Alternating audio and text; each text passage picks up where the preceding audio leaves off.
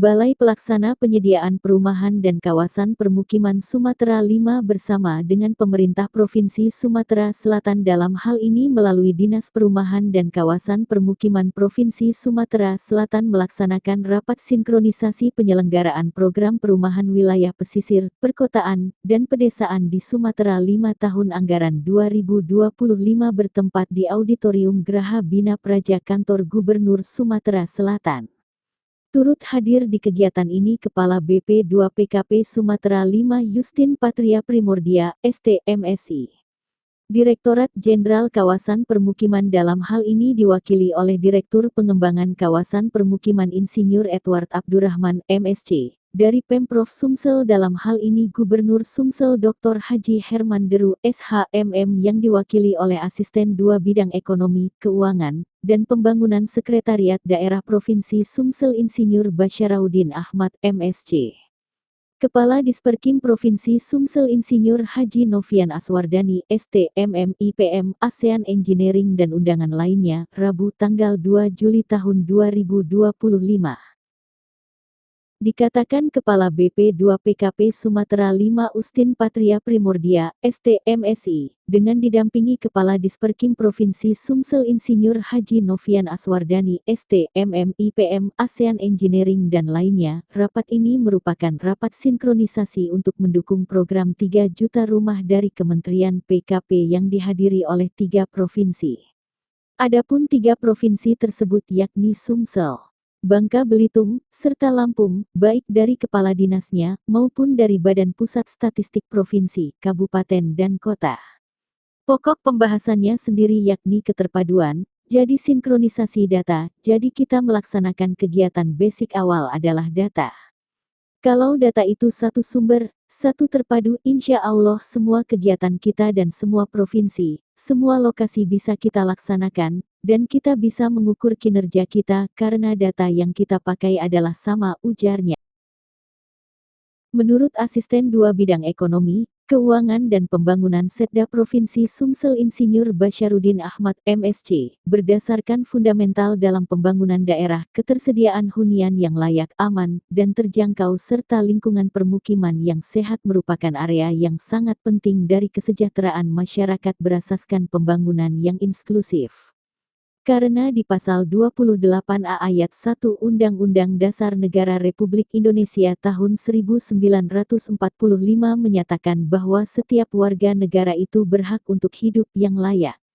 Tidak kepanasan, tidak kehujanan, salah satunya artinya layak kalau punya rumah. Saya rasa tidak cukup, pendidikan saja tidak cukup kalau dia tidak punya rumah, dan namun tantangan yang kita hadapi cukup kompleks, ungkap. Kawasan permukiman di Direktorat Jenderal Kawasan Permukiman, namun karena tadi disampaikan hal-hal yang berhubungan juga untuk perkotaan dan pedesaan, mungkin sekilas kami infokan kegiatan yang terkait dengan Direktorat Jenderal yang lain. Namun untuk pendataan nanti ada dari Pusdatin yang akan menyampaikan. Baik Bapak dan Ibu terima kasih. Slide berikutnya.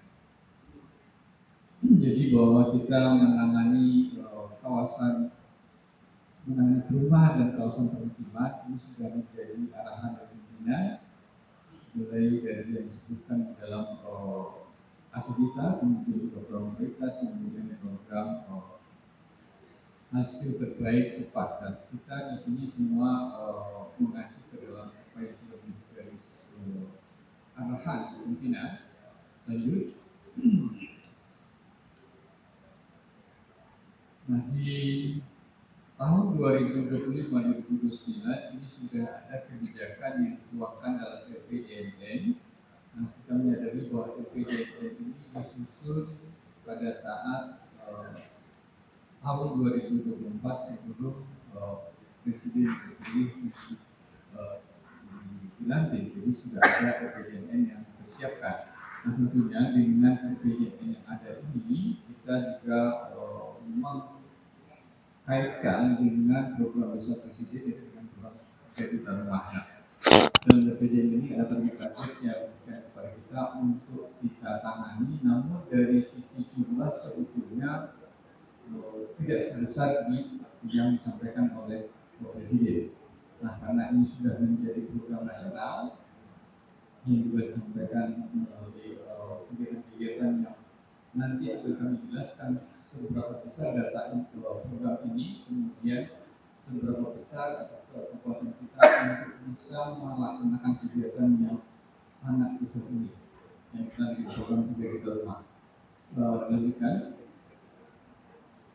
Nah, pertama dari kementerian kita akan mencoba menjelaskan bagaimana upaya-upaya kita untuk mencapai 3 Juta Rumah ini, kemudian dikaitkan dengan apa yang kita miliki saat ini, kebijakan kita seperti apa, aktivitas kita seperti apa, dan kemudian yang menjadi target kita adalah masyarakat yang berpenghasilan rendah. Nah, tadi juga disampaikan oleh Pak Asisten, kalau program-program berhubungan dengan subsidi resmi itu orang yang berkabel, sementara MBR ini terjemahnya bukan hanya yang berkabel tapi juga yang informal. Bagaimana kita melakukan ini? Kemudian kita juga berkolaborasi dengan semua pihak. Kita menyadari angka yang besar ini tidak mungkin dicapai oleh kementerian, tapi juga bersama pemerintah daerah, baik provinsi dan kabupaten kota. Kemudian bagaimana dengan stakeholder yang lain. Lalu, nah ini mungkin sudah dijabarkan.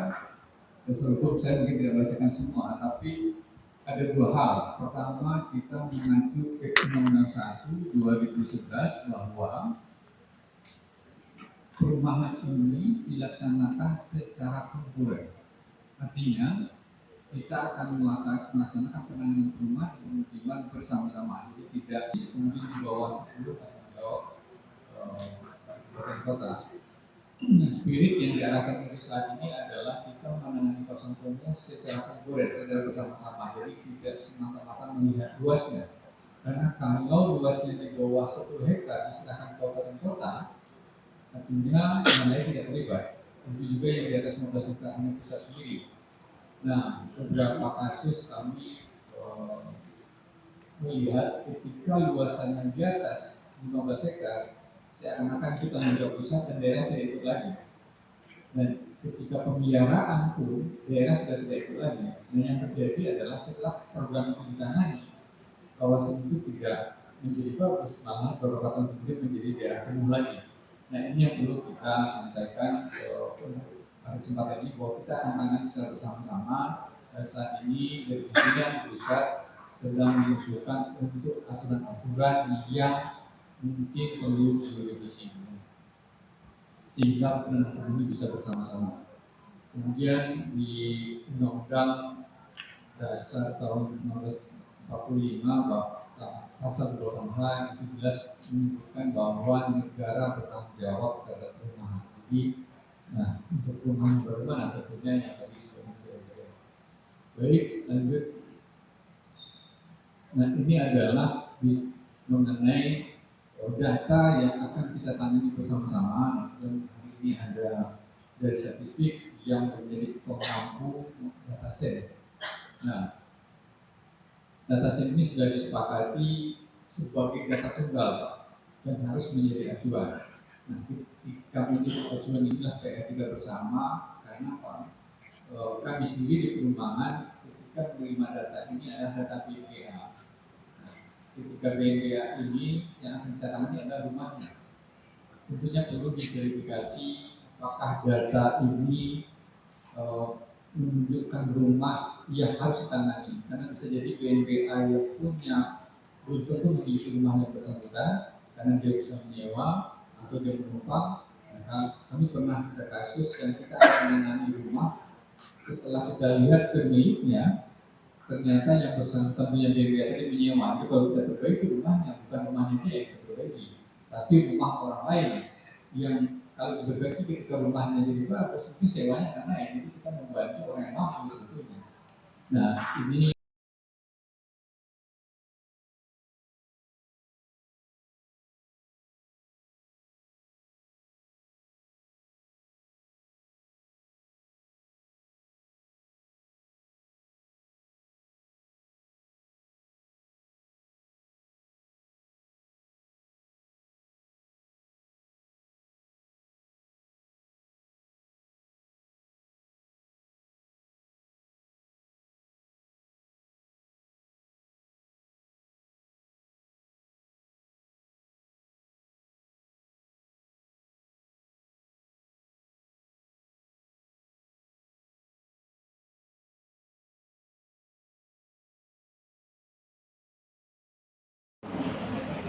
rumah FLPP. Konsep kedua bisa juga, itu kalau FLPP itu subsidi bunga, bisa juga subsidi uang muka, tapi program ini tidak berjalan dengan mulus yang disebut dengan BP2BT. Nah bisa juga kita pakai senario VGF oleh pemerintah. Ini kan namanya urun rembuk rumah FLPP. Konsep kedua bisa juga, itu kalau FLPP itu subsidi bunga, bisa juga subsidi uang muka, tapi program ini tidak berjalan dengan mulus yang disebut dengan BP2BT. Nah bisa juga kita pakai senario VGF oleh pemerintah. Ini kan namanya urun rembuk oleh developer. Kita tidak subsidi bunga, tapi subsidi harganya. Itu bisa VGF. Bisa juga dengan pola KPBU, private finance dan lain sebagainya. Ini tercatat di kami, ini versi dinas provinsi yang sudah berkolaborasi dengan Balai Perumahan, Balai Pendidikan Perumahan. Ini backlog kita ini 309 juta penduduk. Nah, RTLH ini ada yang di pemukiman kumuh, ada yang di pemukiman non kumuh. Nah ini mudah-mudahan saya tidak mengikuti perkembangan lagi. Jangan lagi ada gap kita antara pemukiman kumuh dan pemukiman non kumuh. Nanti pemukiman non kumuh, PU masuk di situ, perumahan nggak bisa. Akhirnya pusat bisa menangani kawasan kumuh, tapi ada rumah yang tidak bisa tertangani karena kuotanya nggak cukup. Tapi provinsi nggak bisa bantu. Nah mudah-mudahan ini nanti sudah bisa dieliminir, bisa dicarikan solusinya. Di sini kami mencatat, mencoba yang seperti yang saya sampaikan tadi, kita sudah mencoba Pak Edward berkolaborasi dengan BUMN, BUMD, termasuk bank-bank untuk membantu sektor perumahan dalam konteks RTLH. Ini tercatat di kita ada 13.387. Jadi kita tidak boleh hanya bergantung dengan 3 juta rumah, tetapi kita bisa berkontribusi untuk mencukupi 3 juta rumah.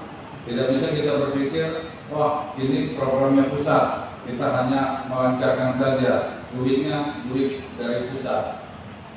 Nah, ada beberapa macam sebenarnya pola-pola Pak Edward juga tahu, kami sering berdiskusi. 1, 2, 3. Oke Pak, sekali lagi Pak. 1, 2, 3. Boleh Pak, semangat. Selanjutnya Izin. 1, 2, 3. Sinergi Pak, sinergi. Ini Pak. kolaborasi 1, 2, 3. Mohon izin, gaya terakhir 3 juta rumah. 1, 2, 3. Begitu pula untuk Bapak Ibu.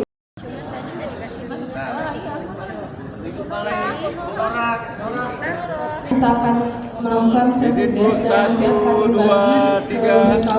Sekali lagi 1, 2, 3. Rapat ini merupakan rapat sinkronisasi untuk mendukung program 3 juta rumah dari Kementerian PKP yang dihadiri oleh 3 provinsi, Provinsi Sumatera Selatan, Babel, dan Lampung, baik dari kepala dinasnya maupun dari BPS provinsi maupun BPS kabupaten kota. Pembahasannya sini seperti apa?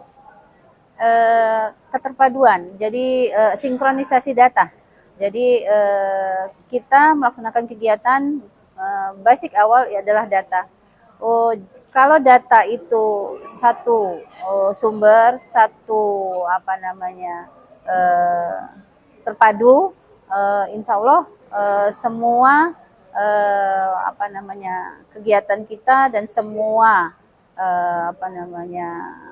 provinsi, semua lokasi bisa kita laksanakan dan kita bisa mengukur kinerja kita karena data yang kita pakai adalah sama. Untuk percepatan pendataan itu seperti apa Bu yang kita lakukan? Sebenarnya yang pendataan kabupaten kota yang mendata nanti dikolek sama provinsi dan kami balai akan memastikan kembali bahwa data itu sudah termasuk ke dalam data SEN yang merupakan data tunggal atau data terpadu yang menjadi komitmen dari pemerintah pusat untuk menjadi sumber data dari semua kegiatan. Bu, ada kendala nggak Bu dari dalam pendataan itu sendiri dari kabupaten kota?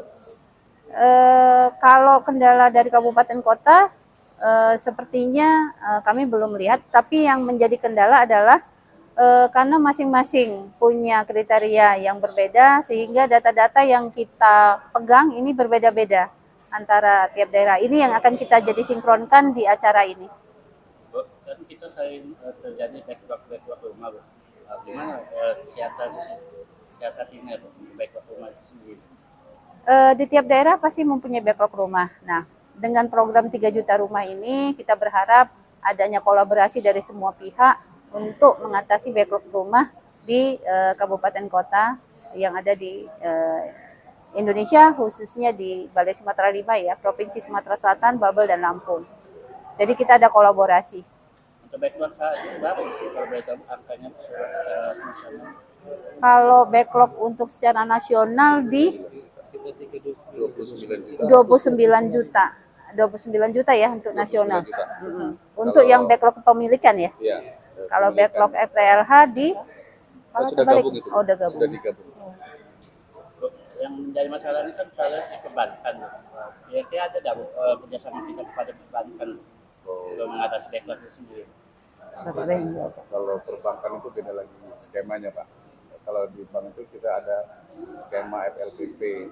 Jadi yang kita bahas hari ini adalah berkaitan data dasar, berkaitan dukungan 3 juta rumah, khusus Sumatera Selatan, berkaitan dengan masyarakat MBL. Berarti ini khusus MBL Bu. Iya. Ya. Target kita di tahun 2025 ini untuk tingkat penurunan RTH ini sendiri berapa? Kalau untuk Sumatera Selatan sendiri kalau 2025 kita masih di seribuan unit untuk di target kita. Tapi ada kemungkinan mudah-mudahan kalau nanti ada penambahan anggaran kita bisa ditambah lagi. Apa yang kita harapkan pada pemerintah sendiri, khususnya pemerintah Provinsi Sumatera Selatan? Kami berharap pemerintah Provinsi Sumatera Selatan bisa mengkomandoi, bisa menghimpun kabupaten kota untuk mengajak mendukung program 3 juta rumah ini, baik dari kebijakan, aturan maupun juga mungkin dari penganggaran. Dari tadi 3 juta rumah, kita kan selalu kendala di lahan. Nah, gimana Bu itu? Kami dari Kementerian PKP sebenarnya fokus dari Pak Menteri selain mendukung 3 juta rumah itu bukan hanya pembangunan atau peningkatan kualitas rumah, tapi kami juga ada penyiapan lahan. Nah, kami di Kementerian PKP dan berharap juga di kabupaten kota dan provinsi untuk mencari lahan-lahan yang idle. Jadi apakah lahan tersebut mungkin lahan sitaan, lahan yang bermasalah, ataupun lahan-lahan yang istilahnya lahan tidur ya Pak Kadis, yang dimiliki oleh pemerintah provinsi atau pemerintah kabupaten kota yang bisa dimanfaatkan untuk mendukung program 3 juta rumah. Itu lahan yang kita usahakan. Sasarannya kemana Bu? 3 juta rumah itu kita lebih kemana sasarannya? Kalau 3 juta rumah itu sasarannya lebih ke MBR, tapi karena 3 juta rumah bukan hanya, jadi 3 juta rumah itu bukan hanya membangun, meningkatkan kualitas, tapi juga untuk perumahan bersubsidi itu juga kita hitung, dan juga rumah untuk dibangun dengan swadaya sendiri ya, itu juga sudah masuk hitungan di 3 juta rumah. Output yang kita harapkan dari pertemuan ini Bu?